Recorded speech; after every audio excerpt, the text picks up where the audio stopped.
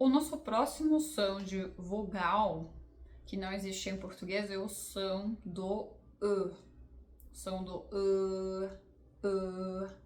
Então, esse som do E existe em palavras como good, should, would, could, foot, stood, né?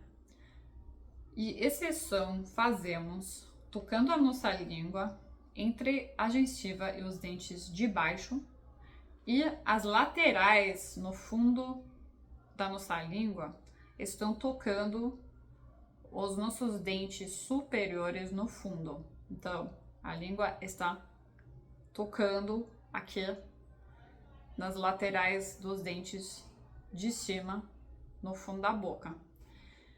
E dessa vez, em vez de sorrir, a gente vai fazer o movimento de fazer um beijo, quase.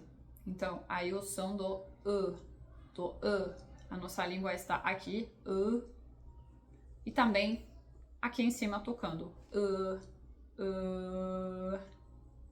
E aí, conseguiu?